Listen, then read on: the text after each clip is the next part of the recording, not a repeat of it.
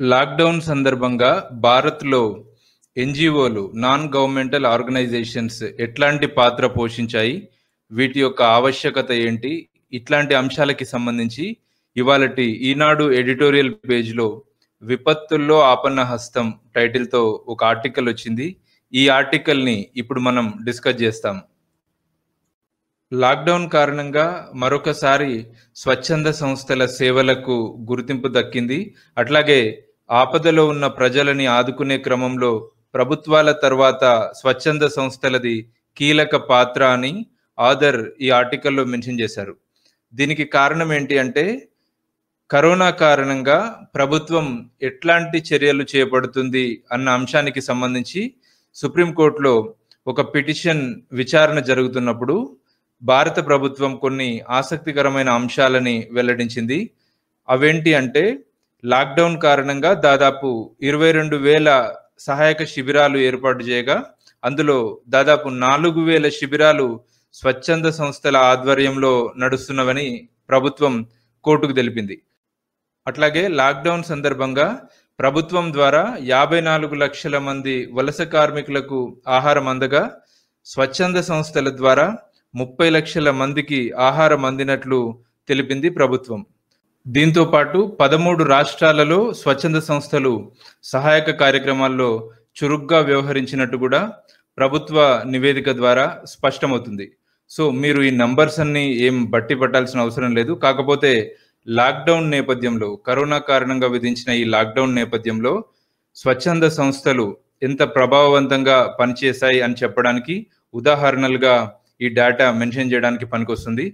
Lockdown కారణంగా స్వచ్ఛంద సంస్థలు అందించినటువంటి సహాయక చర్యల వల్ల మరొకసారి స్పష్టమైంది ఏంటి అంటే, తుఫాన్లు సంభవించినప్పుడు కానివ్వండి, వరదలు ముంచెత్తినప్పుడు కానివ్వండి, అట్లాగే కరువు కాటకాలు ఏర్పడ్డప్పుడు కానివ్వండి, అంటువ్యాధులు విజృంభించినప్పుడు వాటిని ఎదుర్కోవడంలో కానివ్వండి, స్వచ్ఛంద సంస్థలు కీలక పాత్ర పోషిస్తున్నాయని మరొకసారి రుజువైందని ఈ ఆర్టికల్‌లో మెన్షన్ చేశారు ఆథర్. సో నెక్స్ట్ ఇప్పుడు భారత్‌లో ఎన్ని స్వచ్ఛంద సంస్థలు ఉన్నాయి, వాటి లక్ష్యాలేంటి ఒకసారి చూద్దాం. భారత్‌లో సొసైటీస్ రిజిస్ట్రేషన్ చట్టం 1860 ప్రకారము స్వచ్ఛంద సంస్థలు నమోదవుతాయి. వీటికి చట్టబద్ధత ఉంటుంది.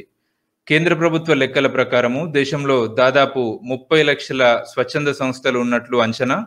ఈ స్వచ్ఛంద సంస్థలు సామాజిక అభివృద్ధి సాధనలో కీలక పాత్ర పోషిస్తున్నాయి. ఈ సంస్థలు ఒకే రంగంలో కాకుండా భిన్న రంగాలలో సేవలు అందిస్తున్నాయి. కొన్ని సంస్థల లక్ష్యాలు ఒకసారి చూస్తే, ప్రశ్నించడం, పాలనలో పారదర్శకత పెంచడం, అట్లాగే శాసనాలు చేయడానికి కావలసిన సమాచారం అందించడం, పరిపాలనలో జరిగే తప్పులని ఎత్తి చూపడం, ఇట్లా వివిధ లక్ష్యాలని ఏర్పాటు చేసుకొని పనిచేస్తుంటాయి ఈ స్వచ్ఛంద సంస్థలు. అట్లాగే మారుతున్న కాలానికి అనుగుణంగా తీసుకురావాల్సినటువంటి చట్టాలని, వాటి అమలుకు కావలసిన విధి విధానాలని రూపొందించడంలో కూడా ప్రభుత్వాలకి సూచనలు అందిస్తుంటాయి ఈ స్వచ్ఛంద సంస్థలు. నెక్స్ట్, భారత్‌లో వీటి ఆవశ్యకత ఏంటి అన్నది ఒకసారి చూద్దాం. మన దేశము సామాజికంగా, ఆర్థికంగా అభివృద్ధి సాధించినప్పటికీ పిల్లలు, మహిళలు, అట్లాగే వెనుకబడిన వర్గాలకి సంబంధించి ఇంకా సాధించాల్సిన అంశాలు చాలా ఉన్నాయి. సో అయితే అధిక జనాభా ఉండడము, మరొక వైపు పరిమితమైన వనరులు ఉన్నాయి. సో వీటి వల్ల ప్రభుత్వమే అన్ని వర్గాలని సకాలంలో చేరుకోవడం కొన్నిసార్లు సాధ్యం కాకపోవచ్చు. ఈ నేపథ్యంలో ప్రభుత్వ సేవలతో పాటు ఇట్లాంటి స్వచ్ఛంద సంస్థల సేవలు కూడా అవసరమవుతాయి. స్వచ్ఛంద సంస్థలు సామాజిక అభివృద్ధి సాధనలో ప్రభుత్వానికి సహాయకరంగా ఉంటున్నాయి. అట్లాగే సామాజిక అభివృద్ధిలో పాల్గొనడంతో పాటు ఈ సంస్థలు కొంతమందికి ఉపాధిని కూడా కల్పిస్తున్నాయి. సో ఈ ఎన్‌జీఓల ఆవశ్యకతని గుర్తించిన ప్రభుత్వము 2007లో ఎన్‌జీఓలకు సంబంధించి జాతీయ విధానాన్ని కూడా రూపొందించింది. అట్లాగే కంపెనీల చట్టం 2013 ప్రకారం కంపెనీలు సామాజిక బాధ్యత కింద సామాజిక కార్యక్రమాలు చేపట్టాలని సూచించింది. అందులో ఎన్‌జీఓలకి కూడా భాగస్వామ్యం కల్పించింది ప్రభుత్వం. సో ఇది ఎన్‌జీఓలకి సంబంధించినటువంటి ఆవశ్యకత. ఇప్పటికే భారత్‌లో ఎన్‌జీఓలు కొన్ని కీలకమైన విజయాలు సాధించాయి.